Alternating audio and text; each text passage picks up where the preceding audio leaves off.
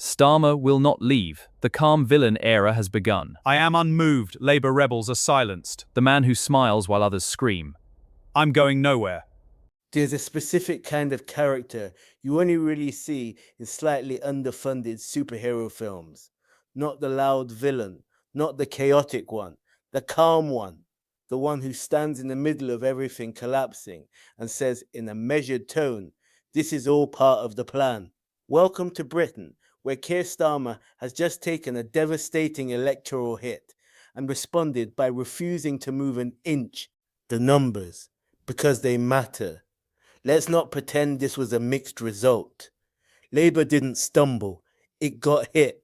More than 1,400 seats lost. 37 councils gone. Control of the Senedd in Wales lost. That's not a bad day.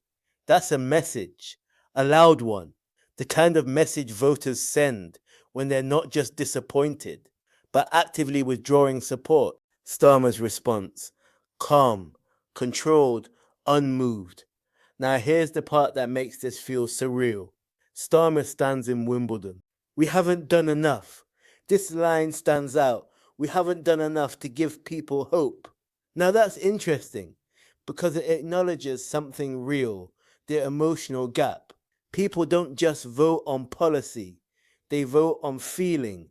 And right now, that feeling isn't strong enough. The conviction speech. He promises clarity, values, convictions, the full trilogy. This is where leaders try to reset, not by changing position immediately, but by reasserting purpose, the reality behind the words. Let's strip the language down. Starmer is saying, yes, we lost.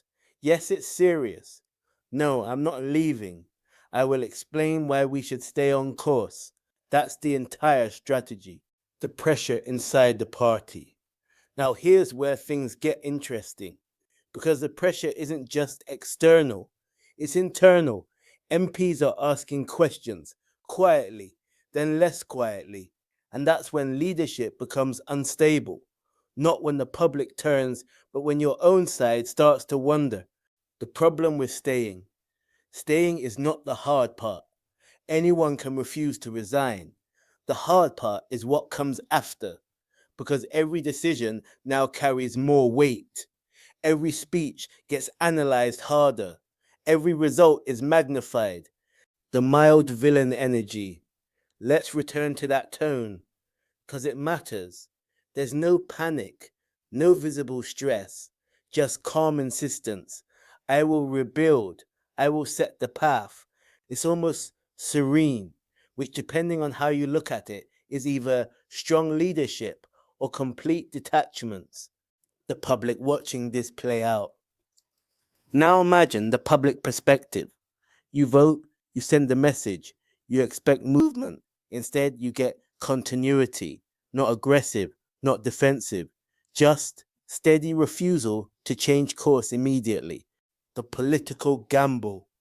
This is a gamble, a big one, because Starmer is betting that the losses are recoverable. The narrative can be reset. The public will respond to a renewed message, and that staying is better than stepping aside. But if he's wrong, this moment becomes something else. Not resilience, not strength, but miscalculation. The day one feeling. This feels like day one, because once a leader refuses to leave after a major setback, everything after becomes a test. Every week, every decision, every headline. The reset attempt. He says he will set out the path ahead. That's the reset. The attempt to reframe the losses, rebuild trust, reintroduce direction. But resets only work if people believe them. The hard truth. Here's the hard truth. You can't just say rebuild. You have to show it. And showing it takes time. Time he's now committed to taking. Keir Starmer has drawn a line. He's not resigning. He's not stepping aside. He's not negotiating his exit. Instead, he's chosen to stay, to rebuild, to set the path ahead. And in doing so, He's turned this into something bigger than one set of election results. He's turned it into a test of leadership under pressure. Because now everything that happens next is judged differently.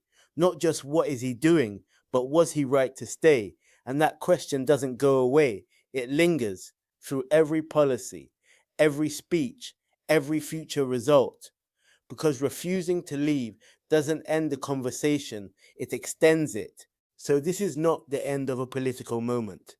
It's the beginning of a phase, a long one, where a leader stands in place and says, I'm staying, and the country, quietly, collectively, starts asking, for how long and to what end? Because in politics, the most powerful move isn't always stepping down. Sometimes it's staying put and daring everything around you to change first.